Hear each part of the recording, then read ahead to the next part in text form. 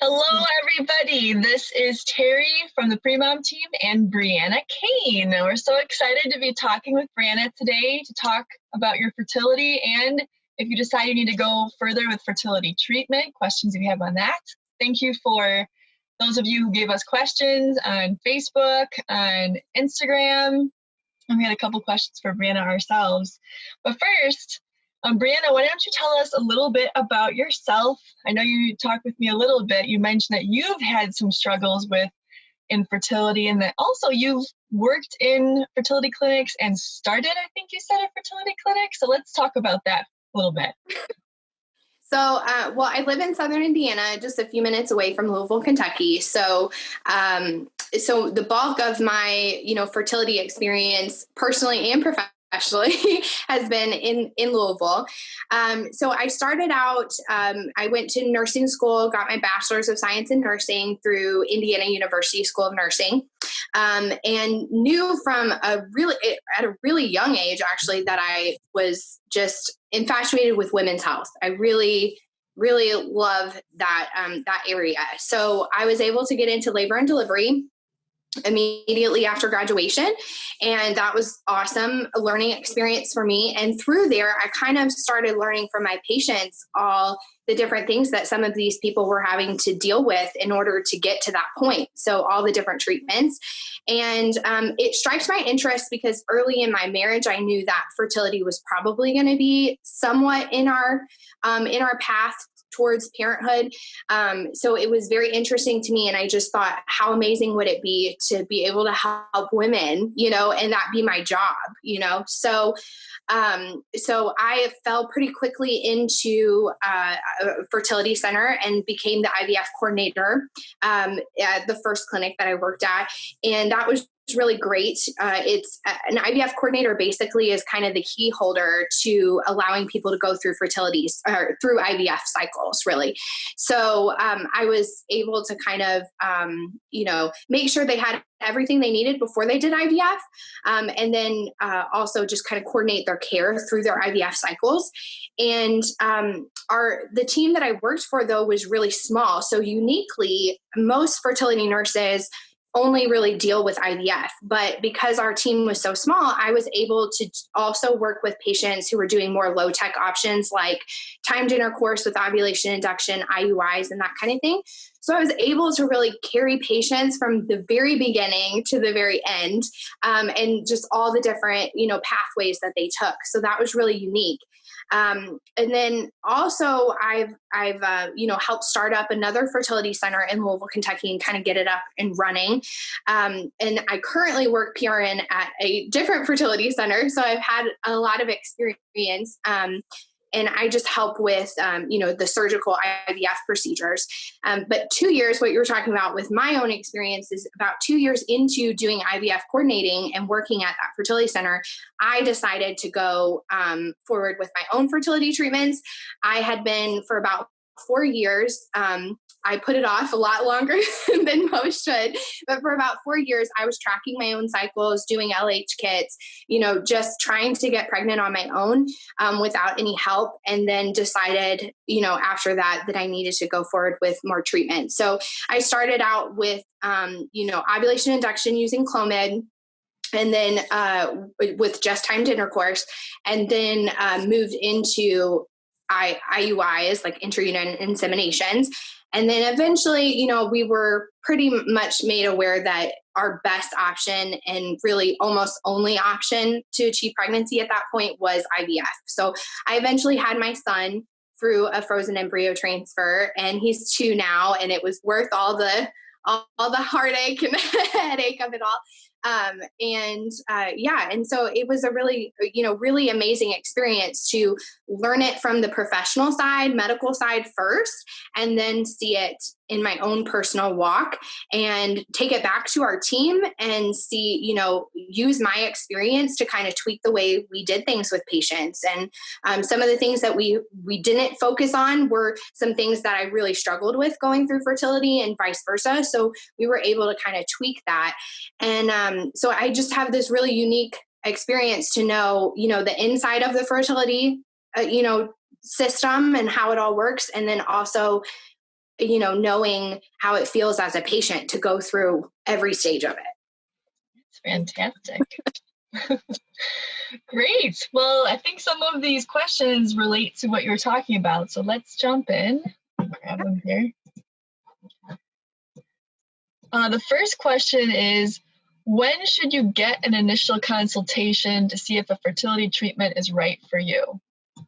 Yeah, so the rule of thumb is basically if you are under 35, it's recommended that you give it a year to try try achieving pregnancy naturally on your own, but also using amazing tools doesn't hurt anything. So using Premom and using ovulation predictor kits and that kind of thing would be ideal during that time period. And then if you don't get pregnant after that year, that's usually when, it's suggested that you go ahead and seek treatment. But it's very common that sometimes it takes a year and a half, 2 years. It doesn't necessarily mean if it's been a year and you've been tracking your LH surge and everything, and you haven't gotten pregnant, that there's an issue. But it's usually just recommended that if you're really wanting to get pregnant, then that would be the point where you would go to the next step. And then if you're over 35 or older, you would really want to give it about a 6-month window, because, as we age, our ovarian reserve diminishes. And so it can be a little trickier. And the longer you wait, the more trickier it gets. I think you mentioned in your introduction that you helped women prepare for IVF treatment. Can you talk a little bit about that, how they would need to prepare if they are going to that step? Yeah, so there's just some requirements to make sure that IVF is the ideal option for them. So there's some testing that you would initially do when you walk into a fertility center. You have a consult, and then basically that determines kind of what pathway you may want to go. But testing is really going to tell you what your options are. So there's some testing that's done for both the female partner and the male partner, if that's the scenario. And so based off of those test results, it will tell you kind of what avenue you need to go. So some things that we check is just to make sure that you have a good nice environment in your uterus. There's no fibroids, nothing in there that could hinder, uterine implantation. So we make sure blood work is good, that you're just a generally healthy individual, that there's no hormone variations that could prevent you from successfully getting pregnant. Because the thing is if you're going to go through all of the trouble of IVF and all of the money that it costs and everything, we want to make sure that it's a really valuable option for you and you're going to get pregnant. We can't predict it, but that is the fastest, most kind of predictable thing, is that your chance of pregnancy increases quite a bit with IVF. But it still doesn't change the fact that it's very expensive and it's not a for sure thing. So there's going to be a lot of things that are done, just some typical testing things. They don't take very long. A lot of times clinics can fit it all in one day. Oh, wow. That's good to know. Yeah. And then leads right into another question we have. What is the average cost to get started with IVF? Yeah, so that widely ranges between, different fertility centers. So, you have private sectors, you have, institutional sectors, they're based off of from a university style hospital, that kind of thing. And so usually the bigger the place is, a little bit cheaper it may be, but that's not a hard pressed, truth there. You really just kind of have to shop around. But on average, a cycle of IVF is about 15 to 20,000. That includes medications, which is a huge portion of that. And also all the testing that you have to do. But if, IVF coverage is becoming more and more common. And so with IVF coverage, that usually covers the cost of the testing and everything that you need done before you do IVF. And then it also covers, so many treatment cycles. Every IVF kind of coverage for insurance is completely different. Some insurance companies cover, only a certain number of IUIs before you can move to IVF and that sort of thing. So it's very specific to the plan, but you just need to call your insurance company and then call the fertility centers that you're interested in going in and ask questions. They're used to it, so they have all the information at their fingertips and they'll be able to kind of help you make a better decision. But during your consultation for a fertility center, if you are interested in IVF, if that seems like a way to go, they will lay out all the costs for you at that time. Okay. And is part of that looking at different options, I'm assuming, like IUI, IVF? Yeah, absolutely. So just knowing your options and also kind of knowing an idea of where you want to go. Some fertility centers really get a bad rap sometimes as far as like trying to push you straight into IVF. But if you go to a good IVF clinic or fertility clinic, they're going to do that testing and they're going to find out what options you really have. You may have all the testing may look good to say, let's do ovulation induction a few months. Let's do IUIs a few months before we move to IVF. And you have the option to say, no, I want to go straight to IVF, or no, I want to try these more, less aggressive options and less expensive, options first before moving forward. So yeah, I mean, it just depends on your testing. There are situations, of course, where some testing suggests that really your best option is IVF. And an example of that would be, they check to make sure that your fallopian tubes are open so that you can release an egg and it can meet the sperm and create an embryo. And if you have blocked fallopian tubes, that's not going to happen. And so your best option would be IVF. Okay, fantastic. All right, so we have a few questions that are a little bit more directed to parts of that. Someone is asking, should I see a doctor after 2 times of miscarriage with early pregnancy? Yeah, so miscarriage, unfortunately, is very common. And it actually, especially early miscarriage, a lot of times happens probably more than we really know, because we get a period and we just assume it's us starting a period, but really you could have achieved a pregnancy and just had a very early chemical, which would just be about the time that the embryo attaches to the uterus and starts to develop HCG, which is what turns a pregnancy test positive. It stops developing. That embryo stops developing. And so miscarriages are very common. So having 2 miscarriages doesn't necessarily mean that there's something wrong. It's our body's way of protecting us from having an abnormal pregnancy. So the embryo that, was created potentially could have been abnormal in some ways, which doesn't mean that anything's wrong with your body or your anatomy in any way, shape, or form. But I would recommend, just so that you don't have to go through this over and over and over again, because, miscarriages are hard, and they can definitely take a toll on you. So I would recommend just seeing your OBGYN. You don't necessarily need to seek fertility treatments. There are some things that regular OBGYNs can check out for you and see if there's any cause. But a lot of times it's just from embryo abnormality. And like I said, our body's way of protecting us from having, an unhealthy pregnancy. Wonderful. Okay, then we had a few questions about Clomid. The first was about Clomid and the success rate. Okay.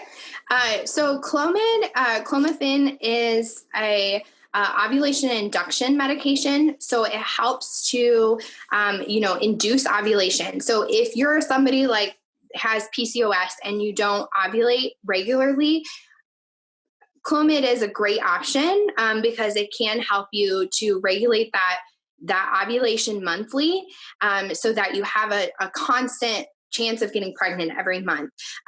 For patients who do still ovulate, it is helpful as well, in the fact that, our body naturally, when we ovulate, we usually only, our body kind of selects one follicle to be dominant, and that is inside the follicle will be the mature egg that gets released for ovulation.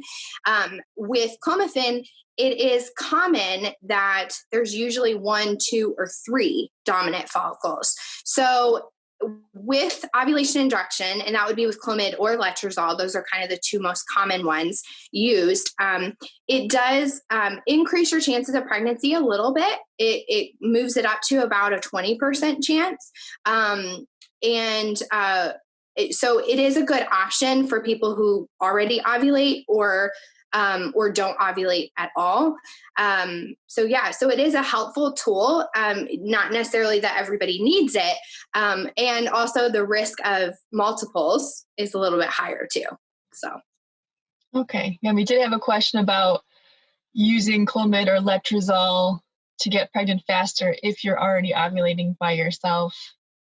Yeah, so it doesn't necessarily get you pregnant faster because there's no guarantees ever. There's no guarantees with whatever you do, whether it's IVF or ovulation induction with timed intercourse.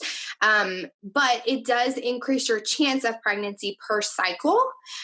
So relatively speaking, it could actually, make you get pregnant faster, but not necessarily. So like I said, it develops typically, you typically develop more than one dominant follicle. The goal is usually about 2. We don't want a lot of follicles because, again, we don't want multiple pregnancies because that puts the mom and the baby at risk. So it does give your body a better chance at getting pregnant, but it doesn't necessarily make you get pregnant faster. What about, I think you already touched on that. Let's see, what's the next step after unsuccessful rounds of Clomid? So I would need to know a little bit more about what unsuccessful means. Unsuccessful, I'm thinking that person is probably meaning they just didn't get pregnant, but I would want to know, did the Clomid actually result in developing a dominant follicle and you actually ovulated? So if you did ovulate, you had a period afterwards, you just didn't get pregnant, then the Clomid is working. You just haven't gotten pregnant yet. We usually recommend about at least 3 cycles to give it a really good try, but some women we recommend usually 3 to 6 even, to really, give that all it's got. But if you are really interested in kind of trying to get pregnant, aggressively, then I would recommend going to potentially IUIs. So if the Clomid is working, you're ovulating, but just not getting pregnant, then IUIs would be the next best step. But if the Clomid is not working and you're not actually ovulating, then there's other medications you can try, like letrozole. Sometimes Clomid doesn't work for you, and letrozole would be the next best option. All right, switching gears a little bit. Yeah. We had a question about getting a positive progesterone test and getting your period on the same day. Yeah, so progesterone tests are great. They help us to confirm that you are indeed ovulating. So what happens in your, natural cycle is that when you do ovulate, you get that LH surge before you ovulate, and then after you ovulate, your progesterone increases. And so the test that it's just testing to see that you actually got a positive progesterone level. So your progesterone level is elevated, and that means that you ovulated. It doesn't mean that you're getting pregnant necessarily. It just means your body's doing what it needs to do to give you the chance to get pregnant. So when you do, ovulate, that progesterone level increases. Eventually your body decides, hey, I'm pregnant or I'm not. If it's pregnant, then the progesterone level stays elevated. And that's what helps to support the pregnancy up until about 8 to 10 weeks gestation once the placenta is formed. If you are not pregnant, then the progesterone level drops very quickly. It kind of plummets very quickly. And that's what causes you to have a period. So that drop in progesterone level causes you to shed the lining of your uterus. So it's very, very possible to get that positive progesterone level and then start your period on the same day. And again, that doesn't mean that anything's wrong. It actually, it's eliminating a possible problem. Now you know that you ovulate, and you have a great chance of getting pregnant. You just didn't get pregnant that month. And, that's okay. It just means you got to keep trying. Okay. This person wanted to know about suggestions for foods to eat at different parts of the cycle, what they help with. For example, they said they were told to eat Greek yogurt from CD1 to help with cervical mucus, and it did help. Do you have any thoughts on that? Yeah. So, related, she used an example of the Greek yogurt and cervical mucus. So there are some things like omega-3 rich foods that are supposed to help with hormone balance, that help with cervical mucus. But really, if your body is doing what it needs to do, cervical mucus is created from your hormones, right? So as long as everything is hormonally working right in your reproductive cycle, foods aren't necessary for certain parts of the cycle necessarily. What is more important to me, this is my own personal opinion, but would be just to be overall a generally healthy person. So that's what's going to be more important for you. Making sure that you're eating healthy, exercise, no smoking, minimal alcohol consumption, taking a prenatal vitamin and folic acid about 3 months prior to trying to get pregnant and continuing. I know women are really bad, I myself included, are really bad about staying consistent on that, especially when they're not pregnant. It's just another reminder that we're not pregnant yet, So I know it can be frustrating, but really thinking about just being a generally healthy individual is what's going to make your body function appropriately. If you think about if your body is working harder in a certain area, then your reproductive system can't focus on what it needs to do. So just overall, I know it's a very general, answer to that question, but being a healthy individual is what's going to be more important. And speaking to cervical mucus, actually, cervical mucus, for anybody who doesn't know, that is kind of the tool that helps the sperm get to the egg. Okay. So it's a healthy fluid that basically helps the sperm travel. And some things about that would hinder that would be, using certain lubrications during intercourse. That can be a hindrance to the sperm as well. It can actually hurt it. So there are some safe, lubrications that you can use that do not hurt the sperm, that are healthy for the sperm when you're trying to conceive. One of them would be like pre-seed. You can also use like just mineral oil. That's always good. But some of the more common, lubrications like KY jelly or whatever, those are not helpful to the sperm. And a lot of people don't know that. So cervical mucus is great. And like I said, if your body is functioning the way that it should, you should be developing, healthy, appropriate cervical mucus. But also making sure that you're doing your part to not hinder anything else as well, as far as like lubrication and that kind of thing. Okay, fantastic. All right, we have one more question. I just want to mention if anybody's happened to ask questions online, we do hope to have Brianna back on again. So we can follow up with those if you did ask questions. I'm sorry we're not getting all the questions today. And also you can find Brianna right in your Premom app under consultants. If you go to schedule a consultation, you can find her. She's a registered nurse, and you can learn more about her and show her your charts, your ovulation cycle, your VBT if you're taking that. All of it's right there in Premom that you can share with her to get some personalized insight. So this last question is a little bit more particular. Whoever this person was, I would recommend if you want to go deeper, be sure to check with Brianna. Yeah. She said, I'm on a third round of letrozole and not getting a positive LH this round. Looks like she's a good way through the cycle, she said. And she had a chemical last cycle, which she said can happen. And she's wondering about potential of still getting pregnant this cycle. Just thoughts on that generally. Yeah. So letrozole can do a number of things to our cycles. It can really kind of, for PCOS patients, it can obviously regulate it better, but it doesn't necessarily keep you ovulating on the same time. So she said she's on her third round. So that makes me think that if she's kind of far into her cycle, how did she say what cycle she's on? She said third round of letrozole, and she mentioned, I think, that she's on CD15.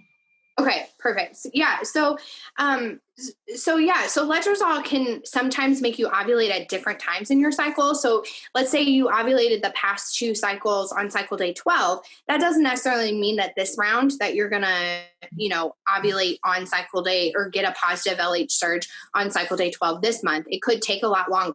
Also, as you stay on these medications a couple months in a row, sometimes they do take longer to work. It doesn't mean that they're not any less efficient, but they do sometimes take longer. We see that very often. So we usually don't give up on the cycle or give up on getting a positive until you're about cycle day 20 to 22, actually.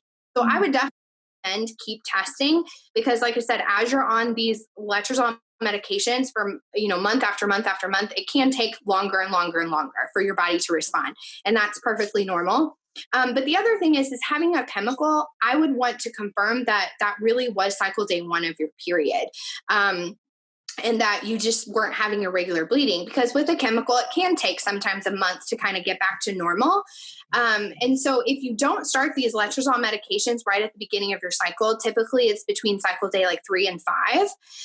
If you don't start them right at the appropriate time, then, it's not going to do what it needs to do. It's not going to, encourage follicular development the way that it should.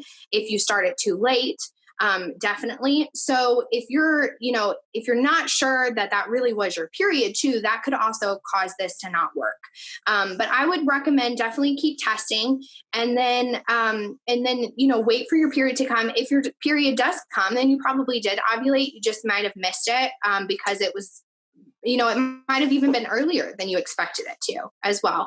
So that's very possible. And a good way, if you do have a chemical and you want to go forward with more treatments, and this might, I don't know where she's, if she's getting these treatments through an OBGYN or fertility, but usually it's recommended that we make sure that we get a negative pregnancy test or a negative HCG level through blood before going forward after you've had a chemical. Because if you still do have HCG in your system, these medications aren't going to work the way that you want them to.